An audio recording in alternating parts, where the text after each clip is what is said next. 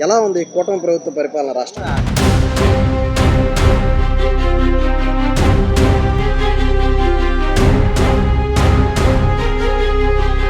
చంద్రబాబు గారు ఒక visionary leader అండి. ఆయన ఒక సంవత్సరం వెయిట్ చేయాలి కదా సార్, గవర్నమెంట్ అవకాశం ఇవ్వాలి కదా. వీళ్ళు ప్రయత్నం వీళ్ళు చేస్తున్నారండి.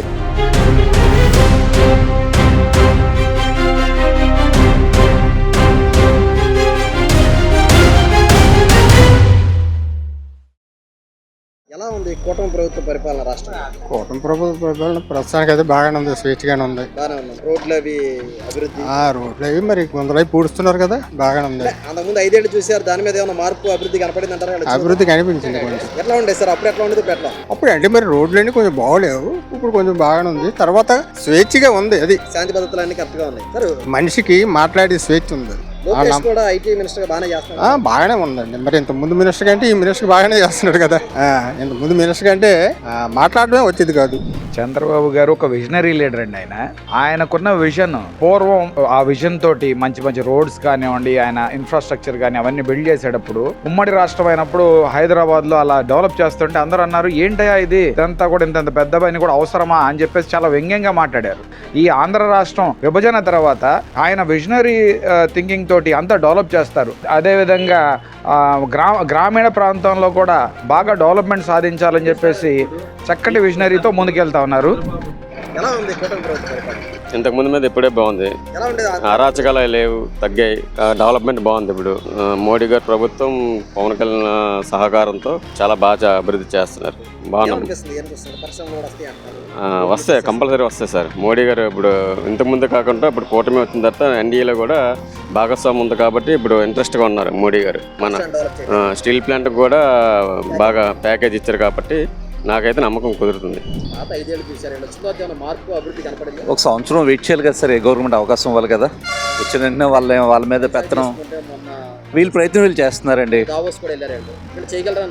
నమ్మకం ఉందండి. రెక్టిఫై చేస్తున్నారండి. పాత కొన్ని ఏం చేయలేని, పాత ప్రభుత్వంలో చేయలేని రెక్టిఫై చేసుకొస్తున్నారు. గత ప్రభుత్వంలో కూడా వెళ్ళినప్పుడు కూడా సాఫ్ట్వేర్ డెవలప్మెంట్ బాగుంటుందండి. వీళ్ళది ఉందండి, 100% ఉంది. చేస్తారు. అప్పుడైతే కరెక్ట్గా లేదు, ఇప్పుడు కరెక్ట్ బాగానే ఉంది. అభివృద్ధి కనిపి పథకాలు ఇస్తే బాగుంటుంది. పథకాలు కొద్దిగా పెట్టాడు, రోడ్లు వేస్తున్నారు, గ్యాస్ బండ్లు ఇచ్చాడు, పోతే బాగానే ఉంటుంది సార్. బాగానే ఉంటుంది. మరి వస్తే చేస్తాడు, కూటమి ప్రయత్నం కూడా చేస్తాడు. పర్వాలేదండి, ముందు మీద చూస్తే అయితే చాలా బెటర్, ఇంకా బెటర్ చెయ్యొచ్చు. వాళ్ళ ప్రయత్నం కూడా వాళ్ళు నుంచి చేస్తున్నారు. మేబీ ఇంకా రానున్న రోజుల్లో ఇంకా బెటర్ గా కనిపించచ్చేమో అని మేము అనుకుంటున్నాం. చాలా అండి, 80%, ఇంకా 20% ఉంది. ఆ 20% కూడా ఇస్తే నెక్స్ట్ కూడా వీళ్ళే వస్తారని అందరూ అంటున్నారు. వాళ్ళు చేయలేకపోతే అమ్మ మేము ఇంతవరకే చేస్తాం, ఇంకా మేము చేయలేము అనేవాళ్ళు. కానీ చేస్తాము అన్నారంటే వాళ్ళ ప్రయత్నం వాళ్ళు చేస్తున్నారు.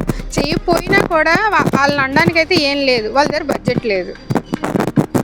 వాట్సాప్ తీసుకురావటం దాంట్లో సర్టిఫికేట్లు మీకు ఎలా అనిపిస్తుంది? ఈ రోజు టెక్నాలజీ అంటే చంద్రబాబు గారు అంటే టెక్నాలజీ. ఈ రోజు మనం చూసుకుంటే చంద్రబాబు నాయుడు గారు ప్రజలకి అతి చేరువుగా, అతి దగ్గరగా ఆయన పథకాలను కానీ ఆయన ప్రవేశపెట్టబోయే టెక్నాలజీని ఎంత సుదీర్ఘంగా ప్రజలకు దగ్గర తీసుకొస్తున్నారనే దానికి ఇది ఒక నిదర్శనం. వాట్సాప్ గవర్నెన్స్ అంటే మనం ఒక గవర్నమెంట్ ఉద్యోగస్తుడి దగ్గర కానీ ఈ చాలా టెక్నాలజీ పరంగా, అభివృద్ధి పరంగా ఇది చాలా ఉపయోగకరమైంది. మనం ఆఫీసుల చుట్టూ తిరిగే అవసరం, మన పని చేసుకుంటేనే మనం వాట్సాప్ ఒక మెసేజ్ పంపిస్తే వారు టక్కున మనకి సమాధానం ఇవ్వడానికి అవకాశం ఉంటుంది. మనం ఈ రోజు పని మానేసి ఆఫీసుల చుట్టూ తిరగాల్సిన అవసరం లేకుండా టెక్నాలజీ అనేది అభివృద్ధి చేసేటప్పటికి ఈ వాట్సాప్ గవర్నెన్స్ అనేది చాలా ప్రజలకు ఉపయోగపడుతుందని మేము భావిస్తున్నాం.